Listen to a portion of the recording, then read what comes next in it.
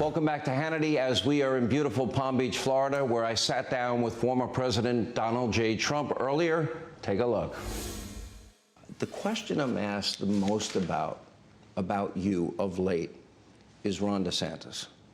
This is the question. What happened? I thought they were friends. What happened?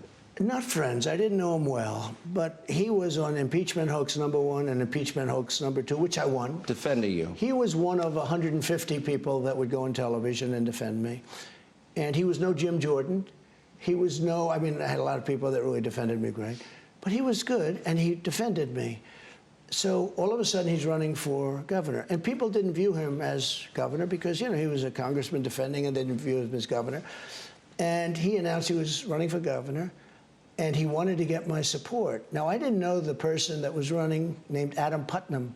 He was the Secretary of Agriculture, which is actually the second highest position in Florida. It's a big deal. Agriculture is very big, and it goes back 100 years and all of that. But agriculture is very big, very high official, and popular, Adam Putnam. And what happened, but I didn't know him.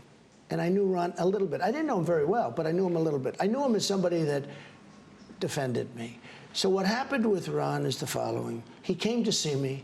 He was getting killed. He was being crushed. Adam Putnam, it was over. I have many people that I know that worked for Adam Putnam. They said it was like a nuclear, I hate to use this expression, it was like a nuclear weapon went off when you endorsed, because they considered the race to be over. They had the race. He had millions and millions of dollars, and he was way up in the polls. He was beating Ron by 30 points or something. It was over. Ron came to see me, tears in his eyes. He said, I need you to do me a big favor. First he asked for the meeting, then he asked me for the favor. I said, what's the favor? Would you endorse me? I fought for you, but again, a lot of people fought for me. You fought for me only rightfully, but you fought for me if you thought I was right. A lot more than he did.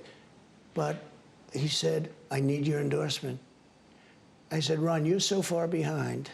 I can't imagine that if you got George Washington's endorsement, combined with the late great Abraham Lincoln, if you had their endorsements, I don't think you could win, Ron, but tell me about it. Go ahead. He said, I'm telling you, I think I could win if I could get your endorsement. And he was, you'll have to check the records, but many, many, many points. It was over.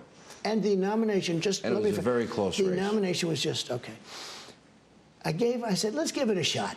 Okay? You know, you defended me. Adam Putnam didn't, one way or the other. I think he's probably a nice guy. You know, I never met him until later. A year later, I met him. He said, when you did that, it was like a rocket went up.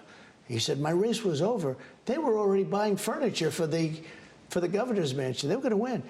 So I said, let's give it a shot, Ron, okay? And he was desperate. I said, okay. I gave him a nice endorsement. I said, you write out what you'd like, and let me see it. He wrote it out. I thought it was terrible. I changed it, made it great. I gave him a great endorsement. From the moment I pressed that button, he blew the guy away. The race was over. They never even got to spend their money. Then I had to get him against the star of the Democrat Party. It was going to be Stacey Abrams, and now we call him a crackhead, because that's what he was, a crackhead. What's his name? Gillum. Gillum. And there was no way Ron was going to beat Gillum. So he got the nomination, but there was no way, because this guy was going to be the future of the Democrat Party. And I said, Ron, you can beat this guy. Let's go. I got him the nomination. By the way, could have never gotten the nomination. He would be working in either a pizza parlor place or a law office right now, okay? And he wouldn't be very happy. So it's about loyalty. It's about loyalty. It is to me. Okay, let me just... So what happens is I did stops. I had thousands of people going to rallies. You know my rallies. In history, there's never been rallies like this. I don't just mean in this country. I mean in any country. You just take a look at Waco, Texas, from just last night. You just take a look. It was unbelievable. And by the way, that's on like 3 days. Are you really beating Taylor Swift, by the way? Yeah, I did. The J6 is beating Taylor Swift. It's Donald Trump and the J6 prisoners. The Pledge of Allegiance. On iTunes and on Amazon and on Billboard, which is the big deal. #1, Donald Trump. So now I feel like Elvis, because now we've done The Apprentice. That was a great success. We did. Now I've done a recording or whatever you call it.